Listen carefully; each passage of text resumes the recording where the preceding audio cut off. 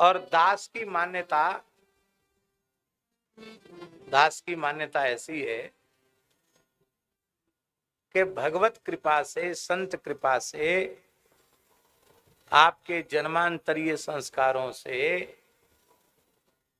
जैसे ही आपके भीतर शिष्यत्व का जागरण होगा, आपको गुरुजी को खोजना नहीं पड़ेगा, गुरुजी खोजते हुए आपके पास आए। आप में शिष्यता आ जाए।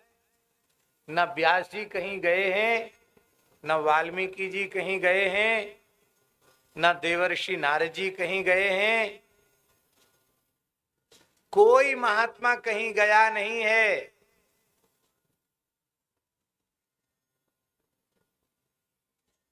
एक महात्मा थे हमारे ब्रज में, उन महात्मा का नाम था बाबा श्री सीताराम दास जी। क्या नाम था?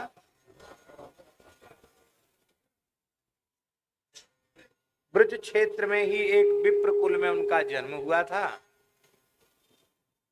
और बचपन से ही उन्होंने रामचरितमानस को अपना इष्ट ग्रंथ माना और तुलसीदास जी महाराज को अपना गुरु माना। तुलसीदास जी को देखा तो नहीं, पर मानस जी को तो देखा।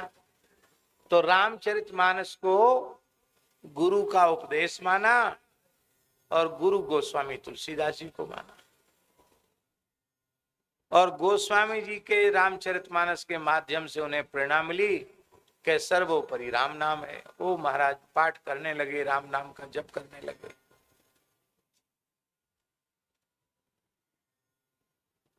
महामंत्र का जप करने लगे। हरे राम राम राम हरे हरे, हरे कृष्ण कृष्ण कृष्ण हरे हरे। इस महामंत्र का जप करने लगे। 1 अरब जप किया। इसका कितना किया?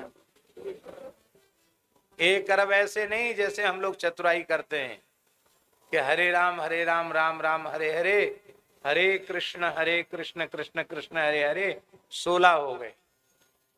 हाँ, इसमें कोई झूठी बात नहीं, 16 तो हो गए, पर उन्होंने 16 नहीं गिना, उन्होंने इसको गिना 1 और इस प्रकार से संख्या पूर्वक 1 अरब महामंत्र का जप किया। कितने वर्ष लगे उनको इस जपने में? 56 वर्ष लगे। कितना? क्या धैर्य होगा महात्मा का? कितने वर्ष? केवल 1 दोना छाछ और इतना सा गुड़ खाकर उन्होंने जपा। आहार के रूप में केवल 1 दोना भर के छाछ और इतना सा गुड़ लेते थे।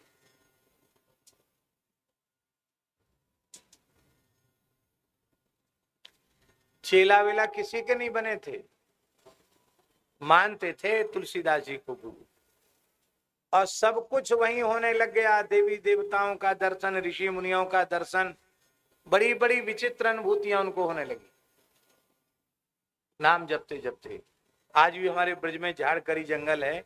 आपके यहाँ से कितनी दूर है? भरतपुर जिले में तो झाड़करी ब्रज का एक जिला है, भरतपुर राजस्थान में आता है। वहां झाड़करी स्थान है जहां उन्होंने भजन किया महात्मा ने। तो एक बार उनको हनुमान जी आए, दर्शन होती रहते थे। हनुमान जी आए, बोले महात्मा बहुत प्रसन्न है, हम तुम्हारे ऊपर कुछ मांग लो।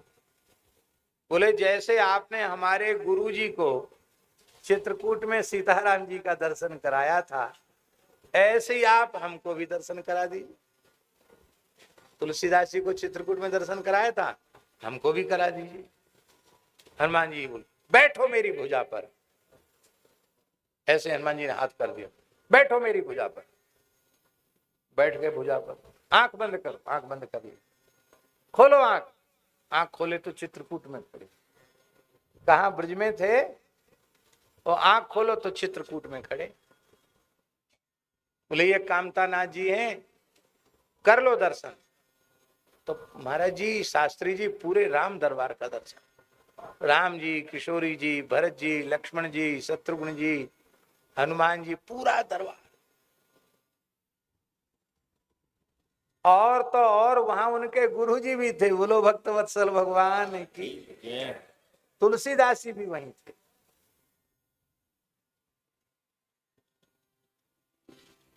बोले हो गया काम? बोले हाँ हो गया। तुलसीदास जी ने कहा देखो, तुमने मुझे गुरु रूप में माना, अब मैंने तुमको शिष्य रूप में मान लिया, लेकिन मर्यादा यही है कि प्रकट रूप में किसी गुरु का वर्ण करना चाहिए। इसलिए मेरी आज्ञा है, अमुक संत से तुम विधिवत दीक्षा ले लो। तो तुलसीदास जी ने जिस संत का निर्देश किया था, उनसे उन्होंने फिर विधिवत दीक्षा ली, और उनका नाम पड़ा सीताराम दास जी। घर का नाम तो कुछ और होगा। अब उनको किसी ने सुना दिया कि वृंदावन में सेवा कुंज में भगवान का नित्य रास होता है। अरे बोले चले वहीं रास दर्शन करने चले। मंडली का क्या रास देखना, साक्षात भगवान नाचते हैं राधा रानी के साथ, वही देखना। तो एक मास्टर जी थे, राजस्थान के ही थे, भरतपुर जिले के ही थे, सरकारी मास्टर थे। तो मास्टर जी को संग लिया, चोरी छिपे घुस गए सेवा कुंज में, और सेवा कुंज में घुस करके, आज भी वहां ऐसा होता कि शाम को आवाज लगाई जाती कि कोई भीतर तो नहीं है, सब बाहर हो जाते, पशु पक्षी भी, बंदर भी बाहर चले जाते, रात को बंदर नहीं रहते। ये झाड़ी में छुप गए। अब बोले तब तो पता चले कि कोई छिपा हुआ, बोले ही नहीं तो कहां से पता चले। वो गुसाई जी छड़ी वड़ी बजाकर चले गए। रात को मास्टर जी को तो किसी अज्ञात शक्ति ने उठाकर सेवा कुंज के द्वार पर पटक दिया, और महाराज बाहर निकल के बैठ के बस वही जप कर रहे थे, हरे राम राम राम हरे हरे, हरे कृष्ण कृष्ण। वही अभ्यास हो गया था। एक अरब जपा हो उनके तो रोम रोम से प्रकट होता होगा। उनके सामने नित्य रास प्रकट हो गया। पूरी रात महारास का दर्शन किया उन्होंने, और राधा रानी अष्ट सखियों के सहित नाचती भई आई, और सिर पे हाथ धर के बोली, बाबा तेने महाराज के दर्शन कर लिए हैं, अब तू राधे श्याम है जा। क्या पहले नाम था सीताराम दास जी, बोले बाबा तेने महाराज के दर्शन कर लिए, अब तू राधे श्याम है जा। आपने चरणों में सिर रख के कहा जो आ गया। सवेरे मंगला में दर्शन करके आप आ गए। मास्टर जी जो है वो उठे और अपने जहां निवास था वहां चले गए। तो दोनों की बातचीत हुई। आपको क्या दिखा? बोले हमको तो महाराज के दर्शन हुए। तो मास्टर जी बड़े जोर से हंसे, बोले ये महात्मा लोग इतना झूठ बोलते हैं, लगता है नरक हम गृहस्थियों के लिए ही है क्या? बाबाओं के लिए कोई नरक वरक नहीं है क्या? इतना झूठ बोलते हैं, बताओ। अरे मैं तो वहां रात भर रहा, मुझे तो पता नहीं किसने उठा के फेंक दिया, हमें तो वहां भूत भी नहीं दिखाई पड़ा, इनको भगवान दिखे। देख ली कितना झूठ बात बोलते हैं। इतना कहते ही उनके पेट में भयंकर शूल पैदा हुआ और वो मरणासन्न हो गए।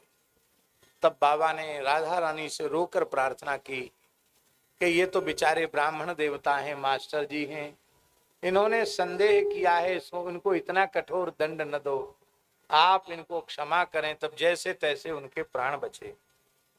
तब उन्होंने कहा कि तुमने हमारी सत्य बात पर संदेह किया, उसी का ये दंड आपको भुगतना पड़ा, अब संदेह मत करना। हाँ।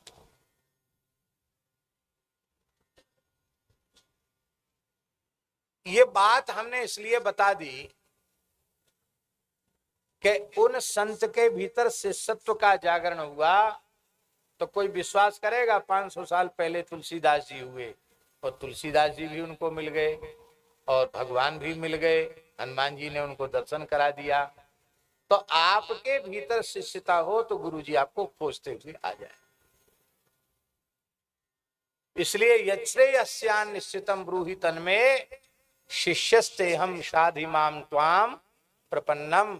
भगवान से प्रार्थना करो, अपने आप महापुरुष आ जाए। ऐसे कितने इतिहास हम आपको बतावें। तो गुरु शरपादाश्रय ग्रहण करना चाहिए। किस लिए पक्का कर दिया? दीक्षा किस लिए लेनी चाहिए? कि हमारी नौकरी लग जाए, हमारे बेटा हो जाए, हमारी बेटी का ब्याह हो जाए, हमारा मकान बन जाए, हमारा धंधा चल जाए, इसके लिए नहीं है। जिज्ञासु श्रेय उत्तमम। इसी शरीर से इसी जीवन में भगवत साक्षात्कार होवे, केवल इसी संकल्प को लेकर सद्गुरु पादाश्रय ग्रहण करना। इसलिए दीक्षा के संकल्प में परंपरा है, मम जन्म मरण भव रोगादि निवृत्त्यर्थम प्रेम लक्षणा रसरूपा भक्ति प्राप्त्यर्थम अस्मिन् जन्मन्येव भगवत साक्षात्कार पूर्वक नित्य भगवत भागवत गोविंद प्रसादु कैंकर्य सिद्ध्यर्थम श्री सीताराम परब्रह्म शरणागति पूर्वकम वैष्णवीया दीक्षा संस्कार ग्रहण महं करिष्ये। ये प्रार्थना की और कोई प्रयोजन नहीं है। संपूर्ण मनुष्यों का लक्ष्य भगवान है और उस लक्ष्य तक जाने की जो पद्धति है, उस लक्ष्य तक पहुंचने का जो मार्ग है, उस मार्ग को ही दीक्षा कहते हैं। एक निश्चित उपासना पद्धति, उस पर चलकर आप अपने जीवन के चरम लक्ष्य को प्राप्त कर लें। और कोई भेद नहीं है। सभी वैदिक संप्रदाय, सभी आस्तिक परंपराएं अपने आप में परिपूर्ण हैं। जिस किसी का भी आश्रय लेकर आप चलोगे, आप भगवान तक पहुंच जाओगे। आप श्री शंकराचार्य भगवान का अनुगमन करें, आप चाहे श्री रामानुजाचार्य भगवान का अनुगमन करें, आप चाहे श्री रामानंदाचार्य भगवान का अनुगमन करें, आप चाहे श्री मध्वाचार्य भगवान का अनुगमन करें, आप चाहे श्री विष्णु स्वामी आचार्य चरण का अनुगमन करें, आप चाहे श्री वल्लभाचार्य जी का अनुगमन करें, आप चाहे श्री गौरांग महाप्रभु का अनुगमन करें, आप किसी भी महापुरुष का अनुगमन करें, आपकी स्वतंत्रता है, आप वहीं पहुंचेंगे। गैया के थन 4 होते हैं शास्त्री जी, दूध 4 तरह का नहीं होता है। 4 थन हो और 4 पात्र हो और 4 दोहने वाले हो, तो भी दूध तो एक जैसा ही होगा। पर लोग साधन तो करते नहीं, अपना अमूल्य समय एक दूसरे को नीचा दिखाने में लगा देते हैं। हम बड़े, ये छोटा, हम बड़े, ये छोटा। आप जहां हो वहीं से आपको पूर्ण लाभ हो जाएगा। आप हमारी बात मानोगे नहीं, मत मानो। उपनयन संस्कार के समय द्विजाति को गायत्री का उपदेश हो गया, वह भी दीक्षा ही है और उसी से काम हो जाए। हम निषेध नहीं कर रहे हैं कि दूसरी दीक्षा नहीं लेनी चाहिए, लेकिन हमें कह रहे हैं गायत्री दीक्षा से ही सब काम हो जाए।